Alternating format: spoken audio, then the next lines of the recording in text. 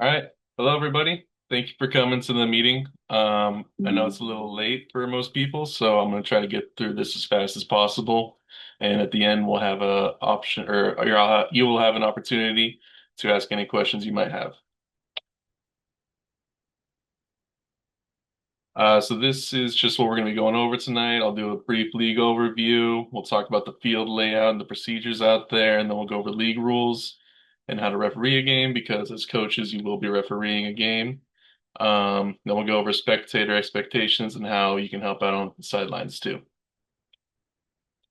So Microsoccer is a 4v4 league only. You can go to 3v3 if you need to, like if you have small numbers on your team. If you want to stay away from 5v5 at all costs, at that point, kids aren't getting as many touches on the ball as would be developmentally proper. So just try to stick to 4v4 or 3v3. There are no goalkeepers. Our goals are small enough to provide a challenge without goalkeepers, and we really want to make sure they're learning with their feet more than their hands. There are no standings or recorded scores in our league, so there's no need for trash talking or anything like that. It's just the focus is on fun, learning, and making memories. We have these beautiful fields out at Marina Green and in Little Rec and Golden Gate Park. And yeah, just the focus should be on making great memories for these kids, memories so great that they remember those memories when they're taking their kids to soccer. So we went over it's going to be 4v4. You're going to have two fields actually. One field going with 4v4 and the other field also going 4v4 at the same time. One coach is going to be reffing on field A and the other team's coach is going to be refereeing on field B. And I'll show you a diagram that makes it a little more clear in a second. Um, Goals will be waiting for you and the fields will be lined, so you don't have to worry about that. You do need to bring a game ball though, a size 3 ball. And I'd recommend bringing like two or even three just so you have extras, like maybe the other team forgot. Or if you have extras, then if a ball rolls out, you can just throw one down at their feet and the game's on immediately. Um, so the halves, typically teams take about, or like they make the games 20-minute halves with about a 5-minute break. You can talk to the other team and decide if you want to have more breaks or even less breaks. I've known teams that have large, big teams with a lot of energetic kids, so they don't even bother with the halftime. They just substitute frequently. And other times, like maybe if it's really hot out, you want to have an extra water break, so you're playing like, I don't know, maybe a 15-minute third, and then like a short break, and then play for 15 more minutes, and then a little break, and then 15 more. The important thing to remember is that you only have a 50-minute time slot for your game. So every game starts at the top of the hour and it ends at the 50-minute mark. And then at that point, you need to start shaking hands and then get off the field and move to somewhere else. If you do want to hang out with your team afterwards, that's great. If you're in Little Rec, you have the entire Golden to choose from. And Marina Green, you have space to the west of the fields over towards Golden Gate Bridge. And for co-ed teams, you should try to have at least one girl on each field at all times, unless you talk to the other team beforehand and you decide like, we'll make this field all girls or all boys, or maybe just one's co-ed and one's just boys or one's just girls. Depends on your teams. So here is the field layout. As you see, you have two different games going on, 4v4 on each, with one coach on field A here and then one coach on field B over here. Um, and in the middle here, we have our substitutes and the assistant coaches who are going to be managing your subs. It's great to have an assistant out there because it can get kind of chaotic as you're just one single coach trying to referee a game and manage substitutes at the same time. We do ask spectators to stand on the outside of the game. That just creates less chaos in the middle, and so your players aren't getting distracted. This can be kind of tough sometimes. Parents always want to stay in there because it's just easier to turn around if your kid gets swapped to a different field. But it is a much better experience for the coaches and the players if that space is remained only for them. We do observe the build outline, and that is when one team has a goal kick, the other team has to retreat to the outs or to their own defensive half. So let me go back to this. If you look at field A here, that's exactly what they're doing here. Red team is having a goal kick, and the blue team has retreated into their half. This is meant to give the red team enough time to make a play and start to build out, why they call it the build out line. It would be okay for the red player two here, for example, to go into the blue side. It's just the blue side cannot go into the red side. So defenders have to retreat back into their side. We do only kick-ins instead of throw-ins.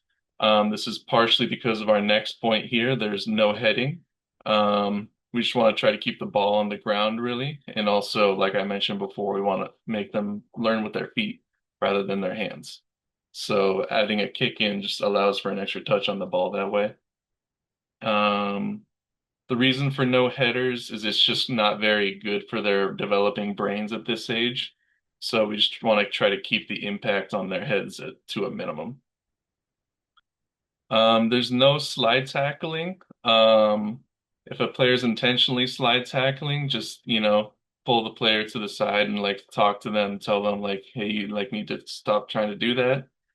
Um, there's a difference between slipping and tripping. Kids are gonna slip and fall. It happens all the time. Um, if they continue to purposely slide tackle, it's pretty obvious when it's on purpose, it's repetitive. You can put them on a timeout outside the game.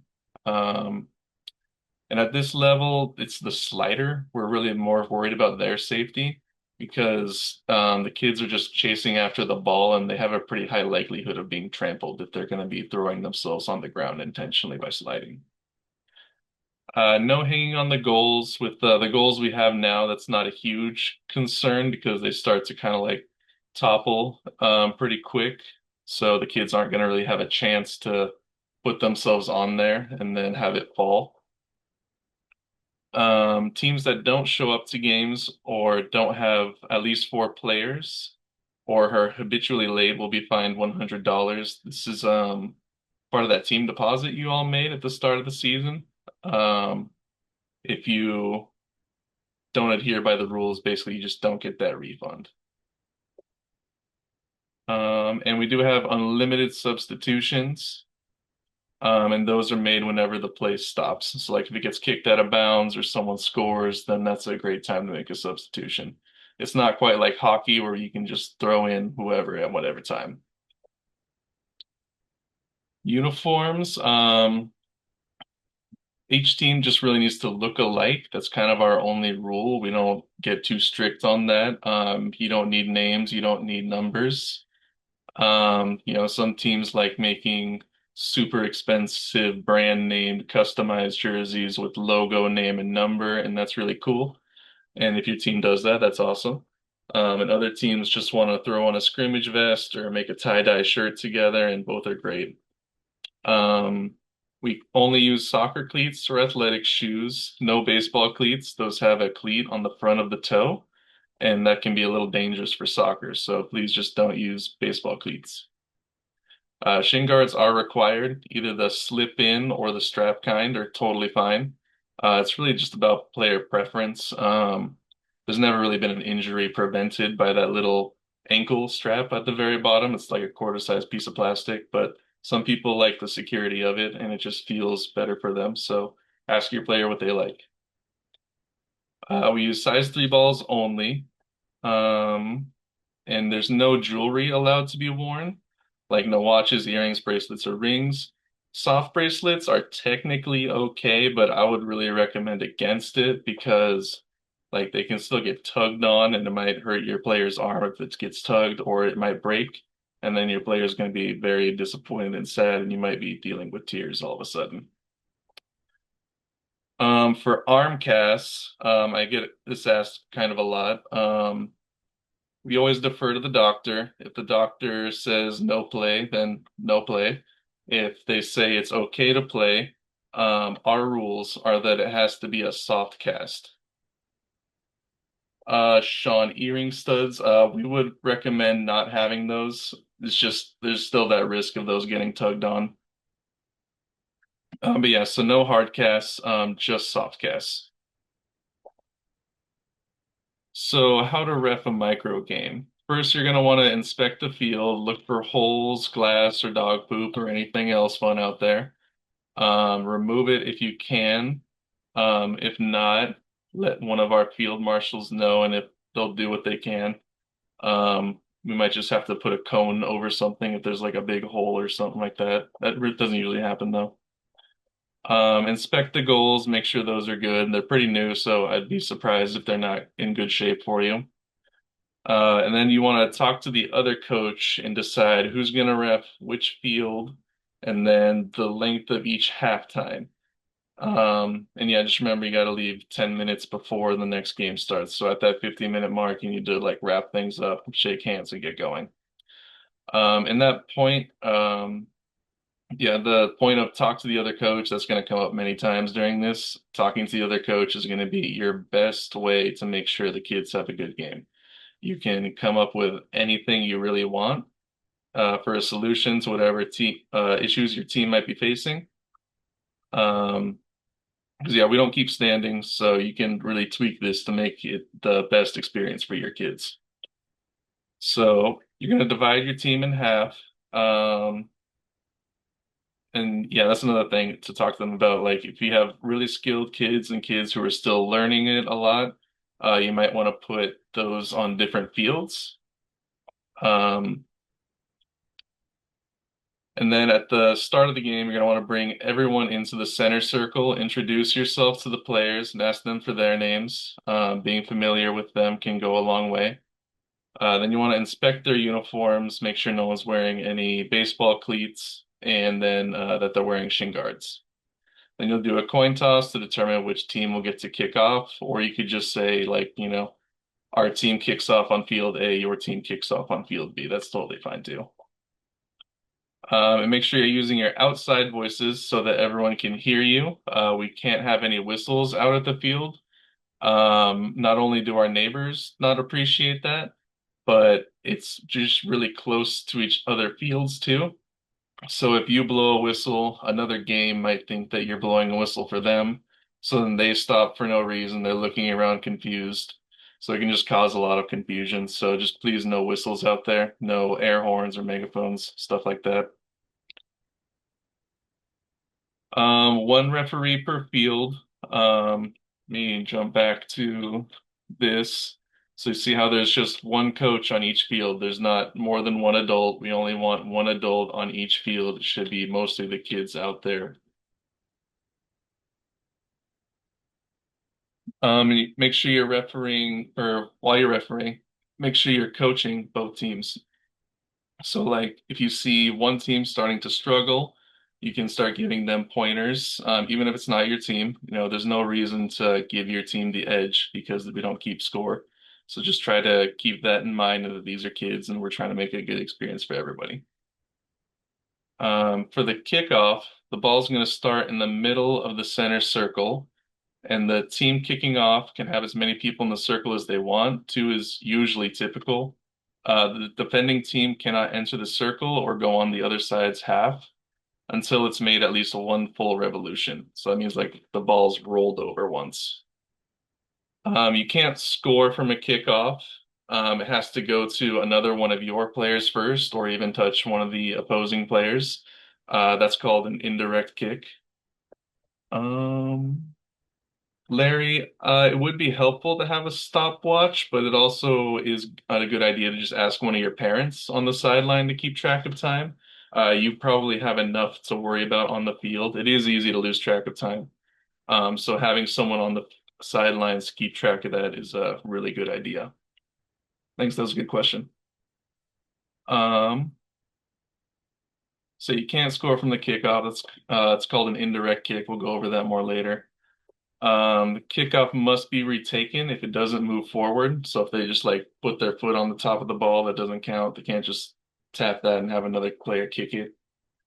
Um, if an attacking player crosses the midfield before the ball moves forward, or a defending player crosses the midfield line. So if that happens, just stop the play, explain what happened, and put it in the start of the field again and start again. The ball can be kicked to a teammate with a sideways pass, or it can be kicked anywhere up the field, but not shot at goal. For all the restart plays, kick off to start the game in the second half and after every goal is scored. So you go back to all these rules for any time that happens. Kick-ins replace throw-ins. We went over that. Corner kicks, that's when the ball goes out on the defending line. Like when the attackers kick it out on the defending line, it becomes a corner kick. So then they just wait, I'm sorry, I got that wrong. When the defending team kicks it on the backside, that's when the attacking team gets a corner kick. So they just place the ball in the corner and then they can kick it. For goal kicks, that's when the attacking team kicks it out on the defending line. And then remember about the build outline. So then the team who kicked it out has to now retreat back to their side. For free kicks, those are indirect kicks only. And what that means is the kicker cannot aim directly for goal. It must touch another player before the ball can score. So like that, that's the same with the starting play kicks. For substitutions, both teams can sub at any stoppage of play for either team, and there are unlimited subs. So it's not like, when you pull a player out, their game is done. No, they can just go back in right when you decide to make another substitution. That's totally fine. There's no offsides. It's kind of just too complex of an idea for a lot of the players to get at this age. But you don't want to have them cherry picking either. And what that is just hanging out by the opposing team's goal, waiting for a pass. If you see that, just remind the player that they have to go back to their side. Um, and yeah, once again, you finish your game 10 minutes before the hour to line up, high five, and leave the field. For handballs, if a player blatantly uses their hands to control it or even shoot the ball, just stop the play, explain to the player what happened and why the play stopped, and then award the ball to the other team. This would be an indirect kick, so they can't shoot it directly at goal. It has to be passed to another one of their players first. And it's not a handball if like the player's like protecting their face or something like that. Just call play on for something like that. Or if, someone's just kicking it right next to them and it happens to just like shoot up and hit their hand when they're like holding it in a natural position next to them, just call play on.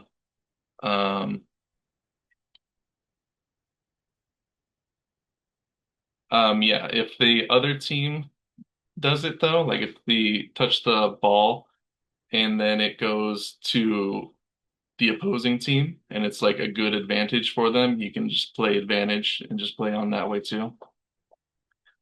And encourage your parents to keep themselves and all of their stuff at least 3 feet away from the sideline and touch line and away from the player area only, because that just makes it way better experience for all of you. Some referee techniques. While the game is in progress, move along the sideline. Most of the action is going to be going on in the middle. So just if I go back all the way up to here. So like on the spectator side over here, if you're just running along this edge here, that'd be great. This lets you avoid getting in the way of the ball.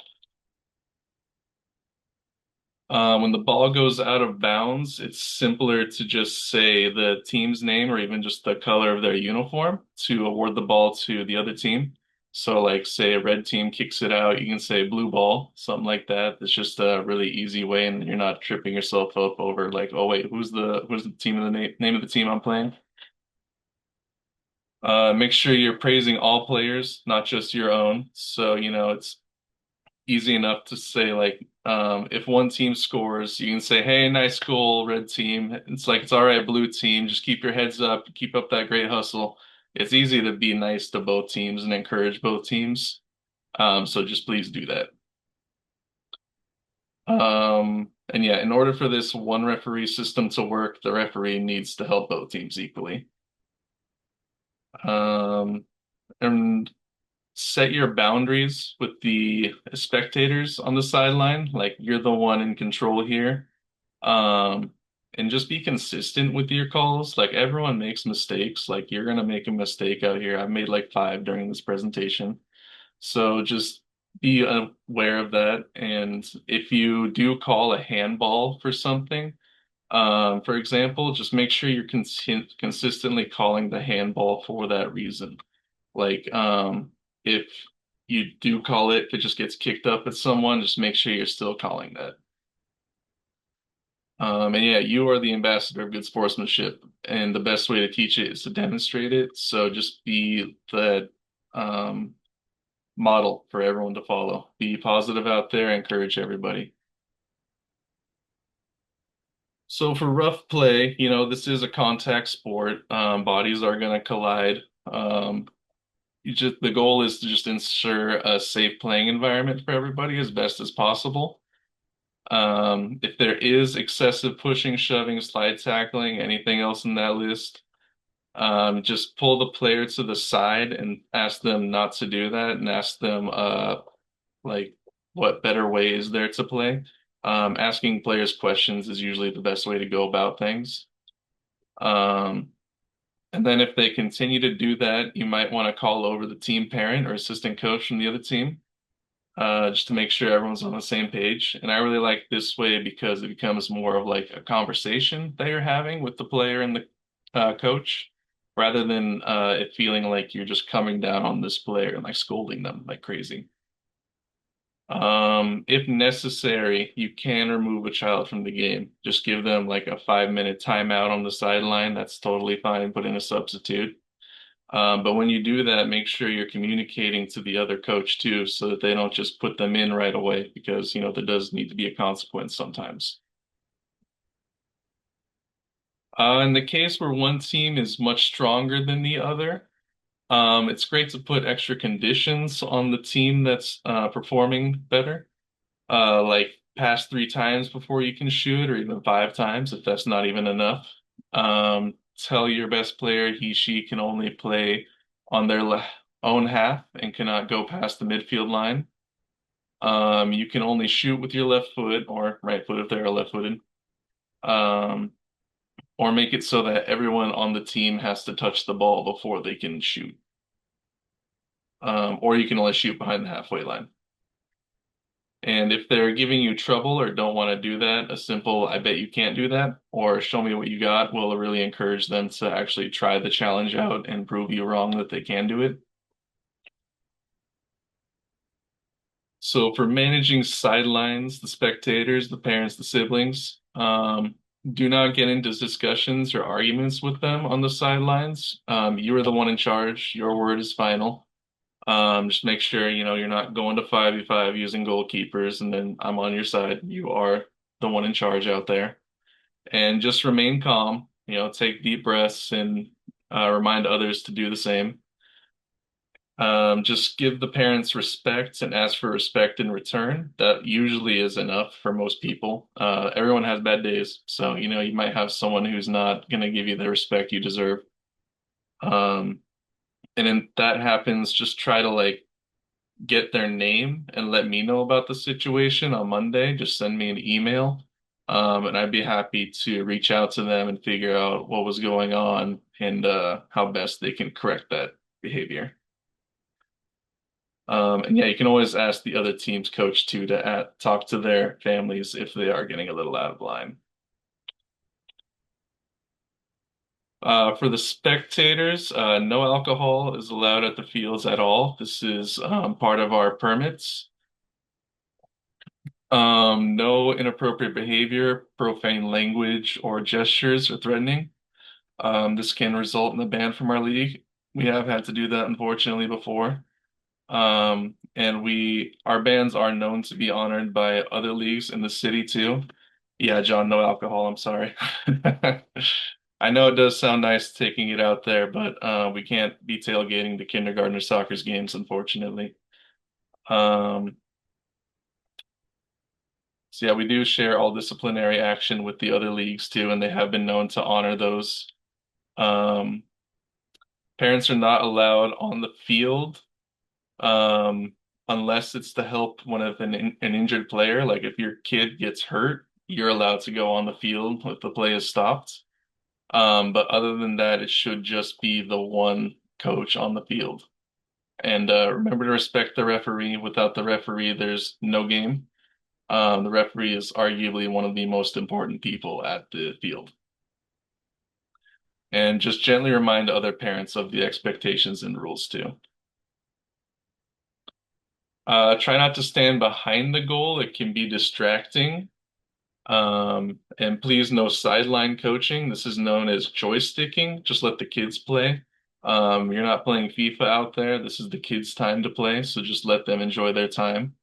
And beyond that, when you're like yelling out instructions to someone, they start thinking about that and not focusing on what they're doing, and then they're going to make more mistakes. It can be kind of a vicious circle that way. So just refrain from that, let the kids play. Make sure you're giving positive comments for all players. I kind of went over this earlier. Red team scores, congratulate them. Tell blue team they still got this, they're still in this, and just, gas everyone up as much as possible. Please don't drop off your children in the parking lot and have them run to their team. Escort them. There's a lot of fields at Marina Green. It's very easy for a kid to get lost with all those fields. So please just do not do that. Take the time to find parking if you need to. Show up early. I suggest trying to show up at least 20 minutes early, honestly. I mean, if you all live in San Francisco, you know what the parking's like.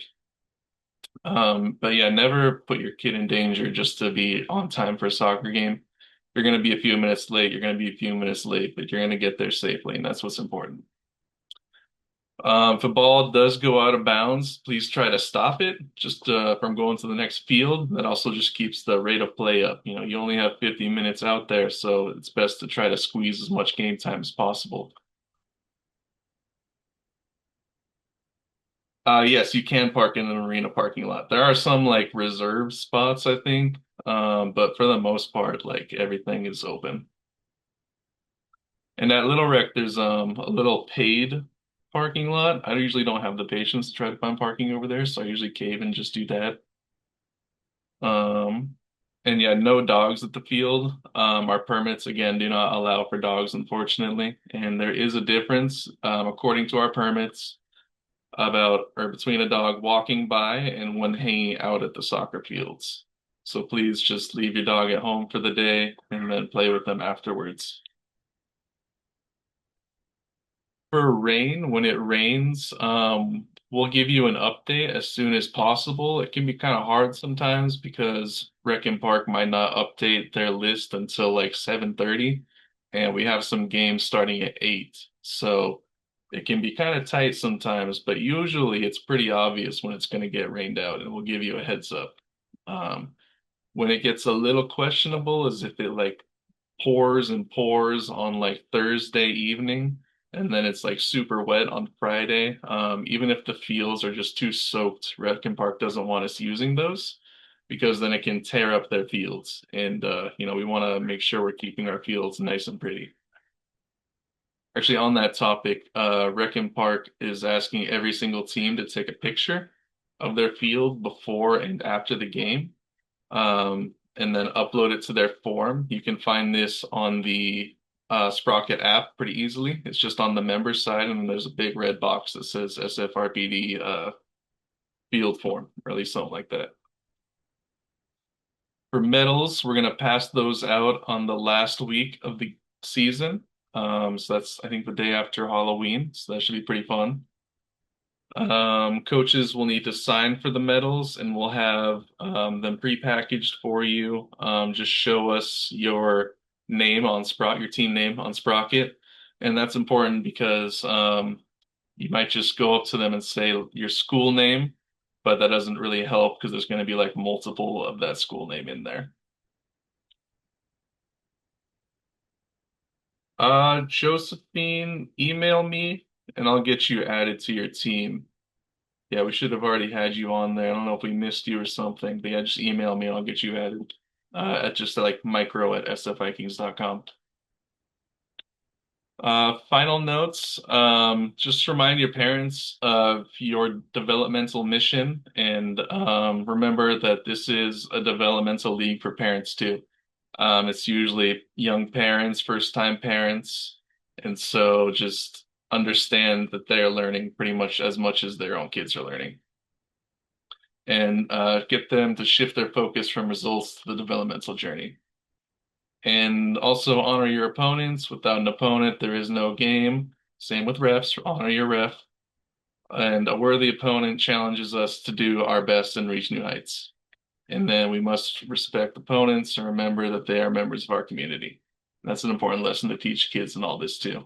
It's not it's better to see other team as the team you're playing with, not the team you're playing against. Like we're all friends here. We're all trying to make a good atmosphere. But yeah, that is it for the most part. Thank you all for coming. I'm gonna open up this chat and look here more. Yeah, camp chairs are allowed on the spectator areas. That's totally fine.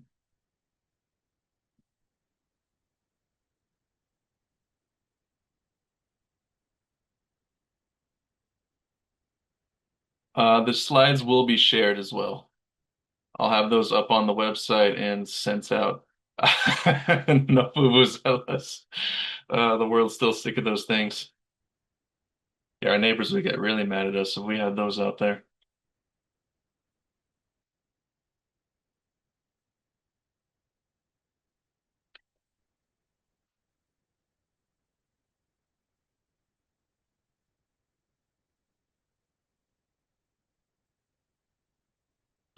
Kevin, I usually always say that people can wear, or not people, well, you guys can wear your costumes too. I always say that kids can wear their costumes as long as there are no capes. You can't wear the mask um, or anything else that can get tugged on. No props like swords or guns or stuff like that. But typically on the last weekend, I do say it's okay for you all to wear costumes.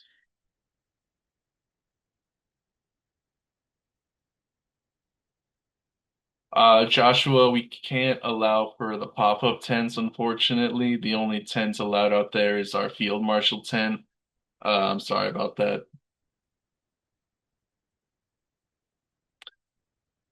Kirsten, it is on to either game. So if a player starts on field A and they get subbed out, they can be subbed on to field B. That's totally fine for it to go both ways.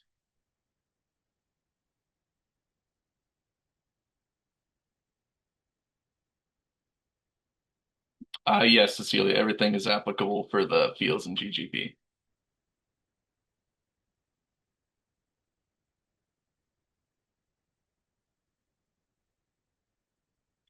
Mike, we'll have this video recording ready to send out to everyone, so you can totally send them that. We also have the handout that we're sending out to everyone. Bavin, that'll be on the app. I'll send all the team admin the direct link too in our weekly reminders. But you can pull it up on your app. Let me just double check. So if you pull it up on the Sprocket app and then you press member at the top, it should be a big red box that says Microsoccer Fall 2025. And yeah, then there's another one that says trash cleanup reporting form.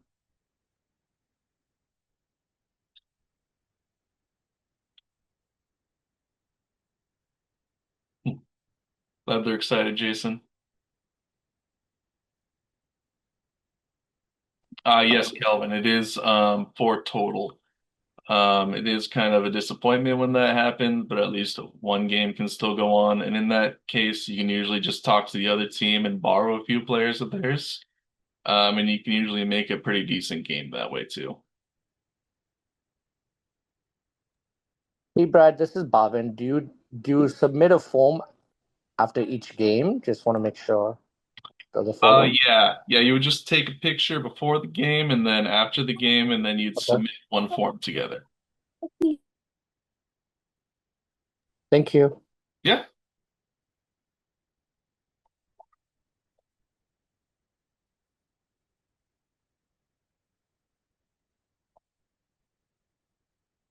All right. Well, I guess if that's all the questions you all have, you can always reach me at micro@sfvikings.com or brad@sfvikings.com. Jillian, it's the Sprocket Sports app. You should be able to just download that and sign in the way you sign into sfvikings.com. And then it should have your team and everything for you there.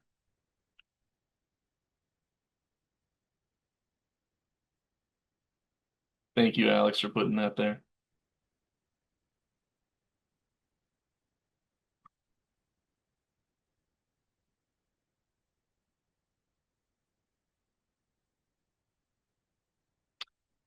Sandy, is that the before and after field picture?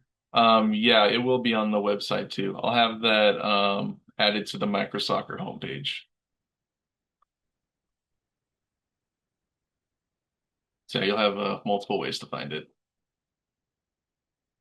And it will be in the weekly reminders again.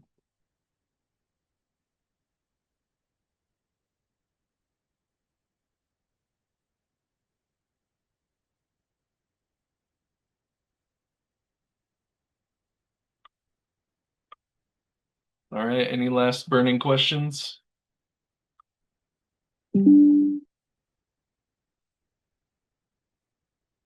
All righty. Well, thank you, everybody. Really appreciate you taking the time. I won't waste any more of your night.